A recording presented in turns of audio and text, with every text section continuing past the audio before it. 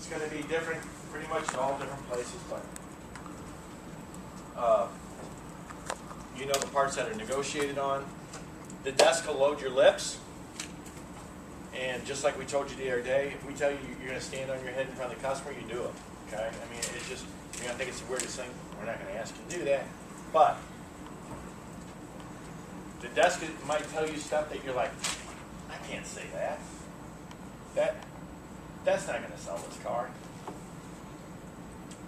The people on the desk have so much experience, years of experience, you got to trust them. It's like standing on this table right here, and we're all behind you. You're facing that way, and we say fall backwards. Okay? You got to accept the free fall, and you got to trust that we're there to catch you and help you. Okay? So negotiations and then delivery. Delivery is important, isn't it? Or is it, hey, I got my money, they're gone, that's it? Yeah. It's so important, and it goes into client development as well. Now, the steps of the sale, what's the first step of the sale? Meet and greet. Okay. What's the last step of the sale? Okay. Delivery. Follow-up. Client development, to me, is always at the beginning and at the end. Okay? You can never have enough clients to talk to. Would you agree with that statement? Yeah. This is a numbers game. The more people you talk to, remember we went over how we get to our goals. The more people you talk to, the more what you have. More opportunities, the more opportunities are going to equal what? Sales, right? Where's the clicker? All right. So, talk to twice as many people, you're going to make twice as many sales, right?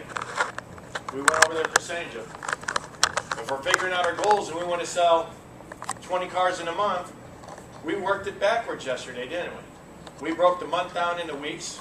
We broke the weeks down into days. In each one of those, we calculated, well, if I want to sell X amount of cars, how many people do I got to talk to based on my closing percentage or what I project my closing percentage to be?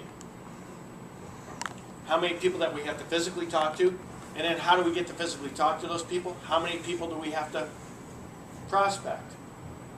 Whether it's on the phone, whether it's walk-in traffic, whether it's what we're going to be talking about now. The one thing that you can always say to somebody, okay, that says, do you know anyone who may be interested in a new or used car, truck, or van either now or in the near future? Your friends, your family, okay, you can't go up to them and say, hey, do you want to buy a car? Hey, you want to buy a car? Because they're going to disown you, aren't they? You become that typical insurance person, right? The insurance salesperson. Hey, you want to buy a car? Hey, you want to buy a car? Hey, you want to buy a car? But how's this sound? Do you know anybody now or in the near future looking for a car? Guess what? I didn't ask Tom if he wants to buy a car today. He may say, no, but we're kind of kicking around the idea of buying a car. Great. All I want to do is plant the seed and let them know what I do for a living, and just ask them, do you know anyone now or in the near future looking to purchase a vehicle? Doesn't that sound easy? Non-confrontational. I'm not hammering on them or badgering them to do these things. It's pretty easy. Folks, you got to ask these questions. Okay? Good, better, best. Good, better, best is a referral program. Good is the pointer. Better is the flusher. And best is the retriever. Anybody go duck hunting? You know what I'm talking about? Those dogs? They have those dogs, right? It's not for ducks, though. They don't flush them out. Quail? Like, yeah. All right, well, same thing. They retrieve them, though. They bird hunters, birds of prey. So the pointer, that dog points, right?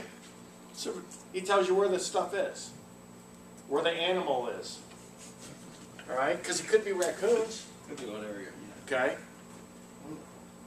He points and tells you where that is. That's a pretty good deal. He tells you where this stuff is. You ain't poop. Right? The flusher, you send him into the brush, he flushes those ducks up out of the pond. Now, I'm not a hunter, so for the record, anybody's a PETA person. All right, and best is the retriever. Bang, you got the duck. He goes and brings the duck to you.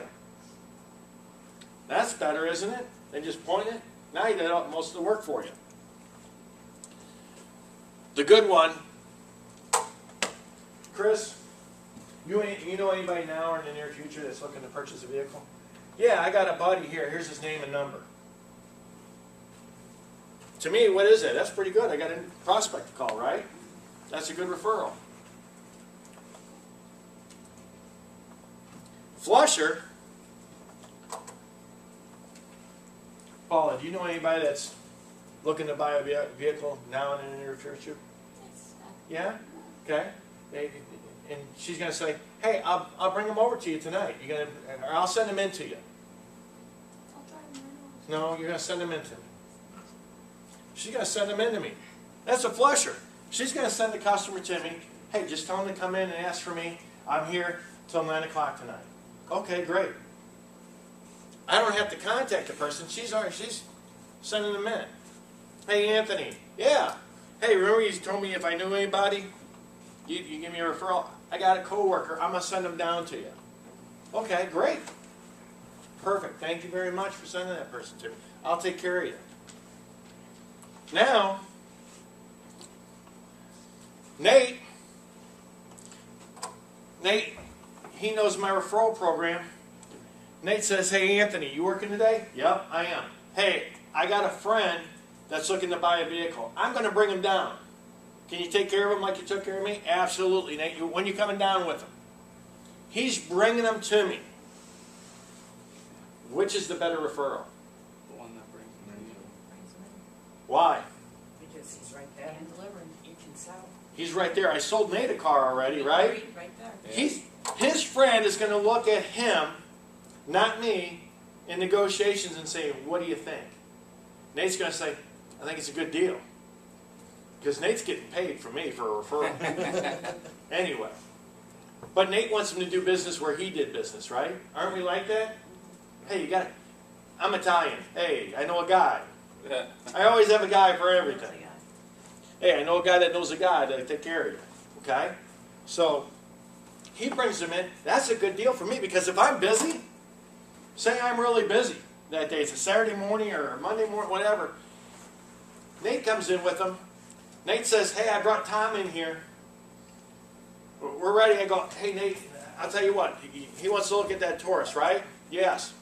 Here's the keys for it. Can you go ahead and start showing it to him while I'm finishing up with my customers over here? Nate says, yeah, no problem. I know this deal. Because I sold Nate, he knows how I sold him and showed him the car. Nate's going to go out there and do the same thing to Tom, right? For you.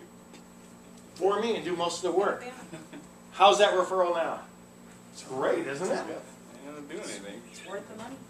It gets better all the time. He's going to keep reassuring Tom why to buy the vehicle from me. Makes sense?